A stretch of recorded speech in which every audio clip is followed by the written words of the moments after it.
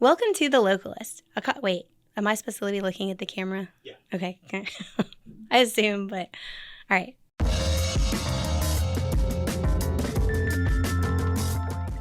Welcome to The Localist, a conversation between local makers and independent entrepreneurs. I'm your host, author of the Localist book and former small business owner, Carrie Rollwagen. So today we're going to be talking about public speaking. And I kind of wanted to spin this as an introvert's guide to public speaking because, well, that's the kind of public speaking I know how to talk about because I am an introvert. But a lot of business owners that I talk to are reluctant to do things like public speaking or even speaking on social media and things like that because we're uncomfortable on camera, which I totally get. I know it seems ironic because I'm on camera right now, but I do get it. Or you don't want to, it's scary, it's overwhelming to speak in public or to speak on a podcast or on social or anything like that. It can be draining, and we all have a lot of other things to do. But it's also very worth it. You can really help to communicate your expertise, especially definitely on something like this, but especially if you're going to speak in public. You can really show how thoroughly you understand the topic you're speaking on, and especially if you connect that to your business, which I would say typically you should, that really reflects well on your business, and it really connects you to new followers and new customers as well.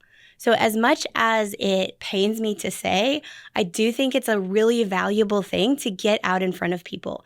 And when you can, even to get in the actual world in front of actual people and do some public speaking. But having said that, I think it's good to have some strategies of how you can do that. Now, you may be an extrovert and you may love public speaking, and I don't want to say this is not for you because hopefully these tips will also help you, but this is especially for people who find it a little bit of a struggle. And these are the things that work for me. One thing is practicing my introduction. I do generally go through my whole talk at least once, but I feel like especially because a lot of times I speak for 30 minutes or 45 minutes, if I go through that whole thing too many times, then it kind of starts to seem stale. I actually start boring myself when I get up in front of people if I practice 3 or 4 times. So I don't go through the entire thing more than once or twice to make sure I'm, hitting my marks, to make sure I have a good flow, and to make sure that I'm hitting the time pretty well. But I will practice the introduction more times than that. And that's because that's when I'm most likely to be nervous and worried is when I first get up there and get started and get rolling. So if I already know what I'm going to say, that helps me so much. And it also helps your audience because your introduction is kind of where you tell people who you are, what you're covering. You're going to outline the things that you're going to go over during that whole session. So if you can communicate confidence during your introduction, you can really help your audience trust that they should follow where you're going. So for both you and the audience, I think just going through that introduction a few times can really help. And a lot of times I'll also have a little card or something with my introduction so that even if all else fails, I have it written down. Speaking of that, and I know this is really going overboard, and I'm sure my colleagues, if they're watching this, will make fun of me, but I usually either have handwritten notes that I have in maybe the pocket of my blazer, or I take pictures of my notes. And even if I have those, I usually take pictures so they're on my phone as well. Because usually the slide deck is going to do the work of that for me. Normally I'm not looking at my paper notes at all, or I'm not looking at my phone notes at all. But it really makes me feel better just to know that backup is there. Because I've had all kinds of things happen. I've gotten to a place and my slides won't work. I think the last presentation I did, their internet was down. So we actually worked it out and had a PDF going, but I also knew that I had my main notes, just a picture of those on my phone. So if all else failed, if all the other technologies failed, I knew that I had something that I could go off of and I wasn't just flying blind. Now, again, I rarely use these. I don't even know if I've ever referenced the notes on my phone, but just knowing that I have them because I know I'm not going to forget my phone gives me a comfort level that I'm always going to have what I need. Another thing I really try to do is schedule some introvert time. So ideally, this is before and after the talk. It hardly ever works out that I can really do it that way, but this is what I try to do. If I can possibly work remotely the day before, or even for half of a day before, that really helps me to just have some time by myself, some time to focus and not to just be in meetings and feel so frantic. And then I can go into that talk the next day a little bit fresher. Now that can't always happen, but usually I will at least try to schedule in, like when I schedule a speaking event, I'll schedule a work from home day before if possible. And then I also try to make sure that I'm not doing a lot of stuff that night.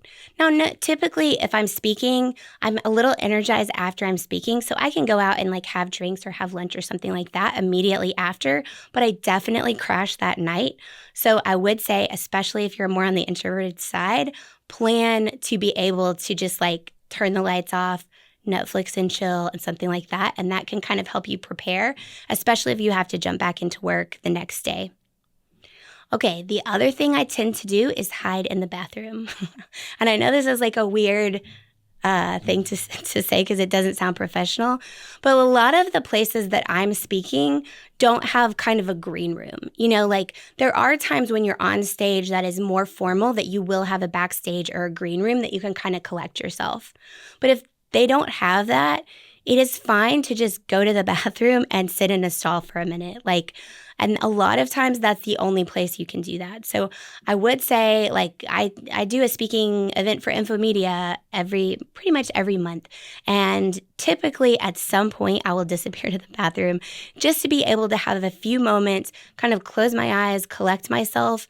And that really helps before jumping into just like speaking to everybody. And then I also try to ideally have a friendly face in the audience. So when I am doing a speaking event for Infomedia, that's easy because my whole team is there and they're very supportive. But if I'm speaking somewhere else, I will usually ask a friend to come, or maybe like our marketing our marketing director here, or somebody. I'll ask if they can come. There are a couple reasons for that. One is just to have a friendly face and to have somebody like a kind of safe island that I can go to and talk to, because I'm feeling nervous before the event. It's really difficult when you feel like you have to network and talk to a lot of people. So if I can kind of make an excuse and say like, oh, I need to go check a couple things with maybe Elena or whoever's coming with me, that gives me a little bit of a break that I don't have to be on with somebody else. It also helps when I'm speaking. Sometimes you have ideally the audience is really engaged and with you, but sometimes you have an audience that is not super expressive.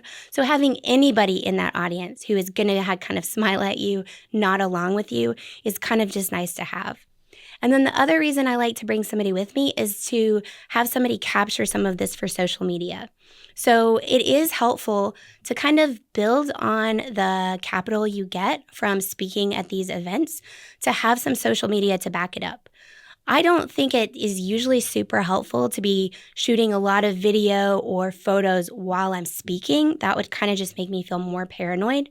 But typically, I'll ask somebody to take a couple of pictures of me at the podium before I'm speaking.